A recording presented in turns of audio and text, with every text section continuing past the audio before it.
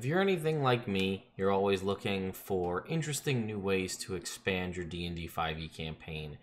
And one way that you can do that is using diseases and maladies and things of that nature, poisons and other things, to expand on the, in fact, relatively small amount of those things that exists in the game as written. So if you want to see more about that, we're going to be talking about the Malady Codex on this DM's Guild Spotlight video.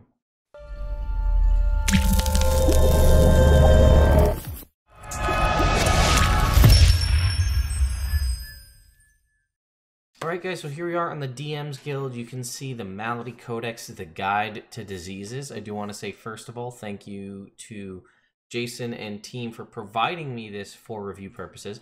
I will also be doing a review of the Malady Workshop, which you can see there at the bottom, which is a new, relatively new module that they also released, which is to create your own.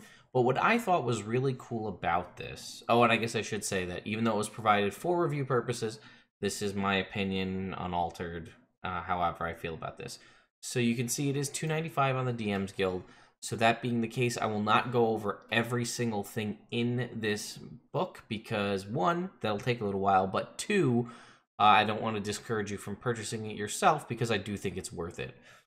But what I thought was really cool is this is actually written by medical students. So you're getting a module about diseases and all sorts of things about like diagnosing and curing and all that kind of stuff, all from medical students. Inspired by a vast array of diseases and the medieval myths that once surrounded them, we embarked on a mission to enrich other worlds with fantastical diseases. You can see here it's at 4.5 stars with 41 ratings on the DM's Guild, so it's clearly doing relatively well. And you can see a whole bunch of different reviews from a whole bunch of different folks. So now you're going to get my take on it. So let's jump into the Malady Codex. I do have a few nitpicks with a little bit of formatting things, but it's not too big of a deal. Just wall of texts are wall of texts in some cases, and a little bit of formatting could fix that. But we'll take a look. So here we go. We'll roll into this. So you can see here is the introduction, how to handle diseases, which we'll kind of glance over. And then we'll see here are the diseases, right? Druids Curse. Even things as simple as lockjaw, which is a, tetanus, the virus. It exists in the real world, but no reason it wouldn't exist in a fantasy world. And then there's, interspecies STDs is one there. There's a couple of plot hooks, some NPCs, monsters, items, and then a few things at the end that we'll go over as well. So, this is just a little bit of an introduction and the philosophy behind why the Malady Codex was created. I'm not going to go into that too much, though I do recommend you read it because it's always nice to see where these things come from. Here's my wall of... See, this nice and broken up with spacing. This right here, very simple. Could be broken up with a little bit of entering, just a big old wall of text. But how to handle diseases. So they do go out of their way to tell you nice things like spells, right, listed here. Spells that will get rid of diseases, magical items, and other things like a Paladin's Lay on Hand and a Master Transmuter's Panacea ability will get rid of diseases. They also go down to break up the categories. So they have one here called Penetrative, which says it normally affects characters even immune to normal diseases. I sort of have like a minimal problem with that. And I didn't, I'm not going to go harp on this too much, but like if that's a thing that your class gives you, which is very rare, honestly, like the couple of race choices you could have and paladins, let it work. That's how I feel. But anyway, magical, divine, and natural, what kind of diseases? And if it's magical, you're going to respond with arcana, divine with religion, and nature, or natural with nature, kind of ideas of how to identify things. And then lethal versus non-lethal, right? Some things will kill you, some things you can survive with.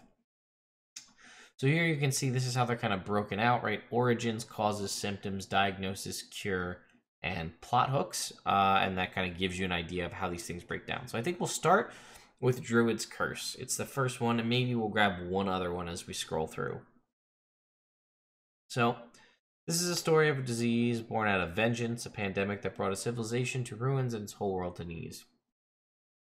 Loosely derived from the disease caused, basically this is heavily reliant, or sort of, I'm not reliant, derivative of the bubonic plague, right? The actual black plague that happened in the real world. That's kind of what drives this. And I thought it was pretty cool. And, like, just listen to the origin, to the lore you're going to get with some of these. Again, maybe some tabbing or entering to get you a little bit of text breakup. Was once a druid, a peaceful fellow that passed his days in a swamp with a few others that shared his love for the biome and the druidic arts. One day, the druid's altar was raided by orcs, and he found himself, along with 3 other fellow druids, chased into a swamp. They spent the night hiding in a flea-ridden cave. 3 nights later, at the time the moon was at its highest, the first of his companions started bleeding from his neck and his fingers were turning black. The others followed, and a week later he was all alone, miraculously unharmed. In that swamp, in that cave, the druid came to the realization that nature was filled with death and that even the smallest insects could kill the strongest creatures, even the elves of the forest. Thinking only of revenge, he used his druidic abilities to harness the power of the fleas and infested the orc raiders' camp. They all bled to death, fierce warriors unable to fight his fatal weapon. The druid took an oath of vengeance against the greenskins. I'm going to assume that means orcs, which in D&D are gray-skinned, but regardless, swearing it upon the moon itself, and headed back to the swamp. So, the cause: the disease is spread by infected fleas. They're carried to towns and small animals such as rats and squirrels. Again, black plague. Then the flea bites the creature, and the disease enters the blood, spreading to every inch of the now infected creature's body. Symptoms: they start about 5 to 6 days after a creature is infected, developing fever, nausea, and photophobia. The next day, lymph nodes on the neck and bubonic areas get swollen and start bleeding. Most people die from severe bleeding in 2 or 3 days, and you'll see why in a sec. Any creature affected by the disease has disadvantage on perception checks while in sunlight. Bleeding creatures must make a DC 10 con save every hour. Every hour, mind you. On a failed save, their max hit points is reduced by 5. The DC is increased by 2 every 6 hours. So in 6 hours, that DC is 12, and then in 12 hours, it's 14, and so on. Even if the creature succeeds its saving throws, the DC still increases. Diagnosis: if its character's symptoms make the diagnosis obvious, but it's too late when one understands their fate. Someone with enough knowledge on the disease could see an epidemic pattern, and usually whole villages are infected rather than an individual. The diagnosis could also be made by finding fleas with purple patterns on their carapaces on the diseased or animals. If a creature has never heard of the disease and the legend of the druid, they can draw the connection between the fleas and the symptoms with a successful DC 14 medicine check. Also, a reason to put stats in medicine, or points in medicine. Wow. Reason to take proficiency in medicine, I should say. Cure: there is no easy way to cure the disease, but doctors have noticed that victims of the disease that spend time in swamps live relatively longer, even a few more weeks than the norm. There have been some undocumented cases of people being cured after removing the swollen lymph nodes from the neck. This is, of course, a risky medical procedure, and only a few experienced doctors have managed to save their patients. A very rare herb known as sparkleaf can cure the symptoms of the disease if brewed and consumed as a tea. To acquire sparkleaf, however, one must locate a shambling mound that lives in a swamp and remove a purple flower with lightning-like patterns on its flowers from the creature's body.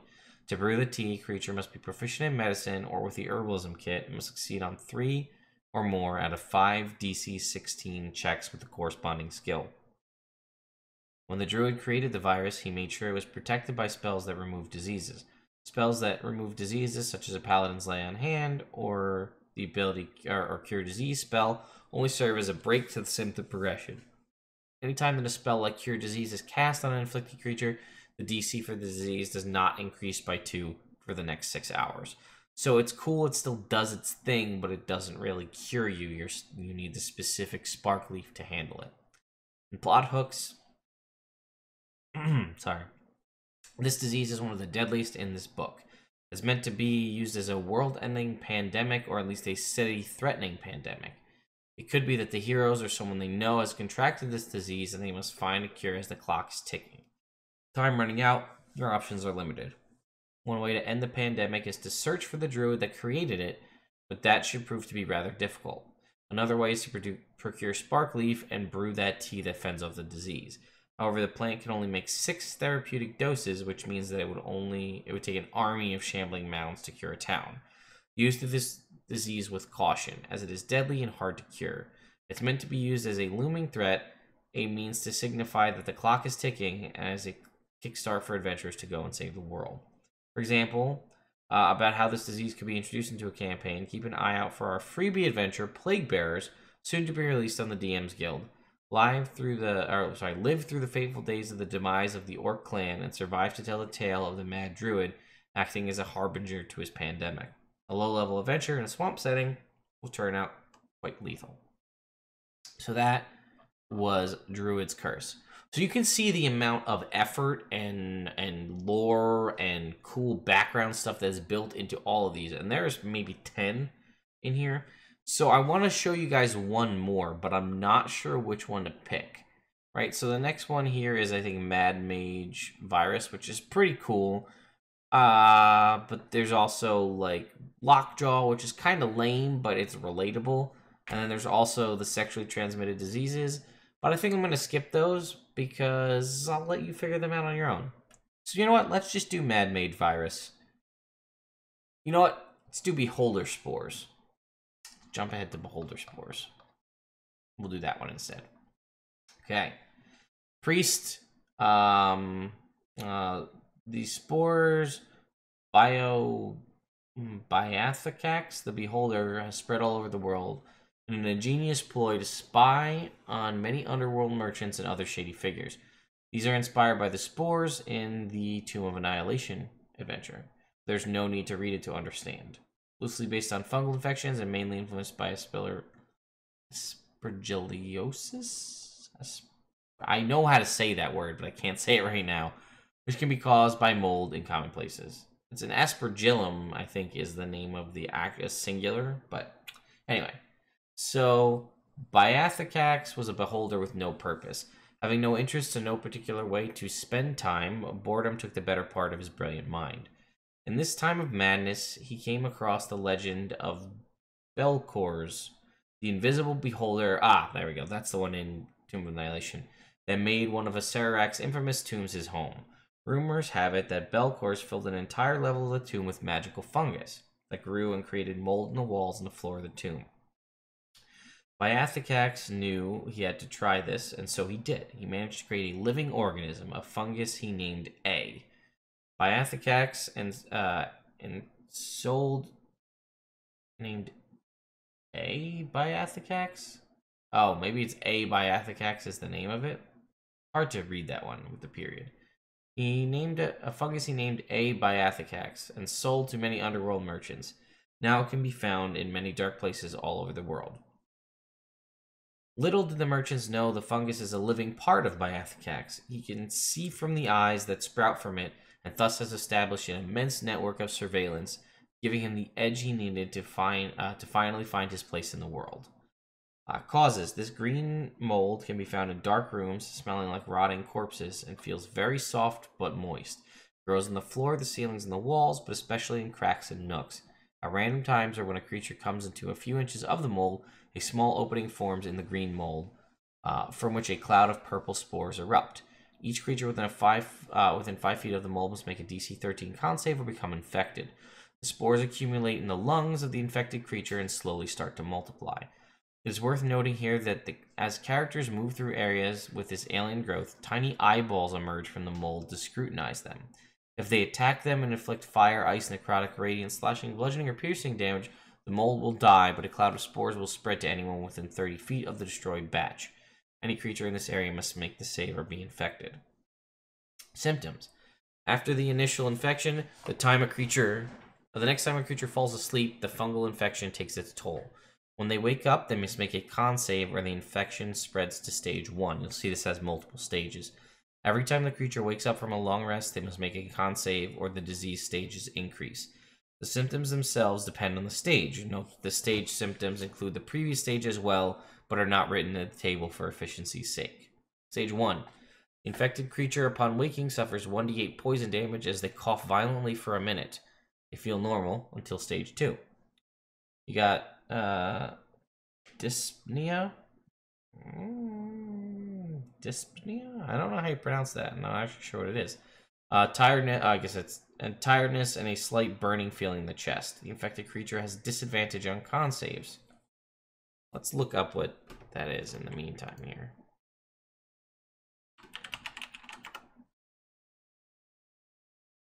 It is difficult or labored breathing. So you're right. Okay. So now heavy and stage 3 and a feeling of lungs burning with every breath. The infected creature gains 1 point of exhaustion, and then at stage 4, waves of violent trembling, blood coughing, and disorientation. The infected creature gains 4 points of exhaustion, reaching 5 total. That's nuts. If you want to cripple your players with this malady, you can also use this additional rule. After stage 2, the creature does not regain hit points from a long rest. This is because the sleep is constantly disrupted by the symptoms. If a creature spends 24 hours in stage 4 without receiving any help, they die either of organ failure or of suffocation. The bodies of Biathicax's victims will become sources that spread the fungus as they slowly rot and turn green. Their very skin becomes the mold, and if left unattended for a whole month, they completely turn into a mass of green mold. Diagnosis should be easy, considering the only way to contract the disease is to inhale the spores from the cloud released by the mold. It should be fairly easy to connect the incident to the symptoms, but if a creature is having trouble discerning the cause, a DC 12 medicine check will illuminate the situation. Cure. Biathicax realized early on in the development process that the spores would become lethal, even for their owners, and to make sure it was safe to sell, created an antidote. Every mold owner has an antidote, which means that in every dungeon, hideout, or house that the mold is found, a vial of its antidote is safely hidden. Just 1 small drop of the antidote mixed with water is enough to cure the disease. Any spell or character class ability that protects from disease or makes a creature immune to them completely protects the creature from the fungus, but a spell or ability that removes diseases only halts progression of the spore infection to stage 1. And then the plot hooks. Whenever you want to create a dungeon or place to explore, you could add this as a mold potential side effect hazard. Side effect, or as well as an environmental hazard. As the adventuring party grows stronger, it might even be possible to take on Biathicax himself and stop the worldwide plague. We'll jump ahead a little bit here to the end of this. 2 NPCs. There's a couple of NPCs here. I'll go with, well, I don't even really need these. There's a human male and there's a cool Kenku specialist on diseases. And there's a couple of monsters here. There's a Cleric of Pestilence and 2 maladies. So we'll go with Malady GP41. This is a virus created by the Mad Mage, presented in the Mad Mage Virus section. It rests inside of its host until combat, forming somewhat of a symbiotic relationship. Sorry about that, talking about maladies and diseases, I start coughing.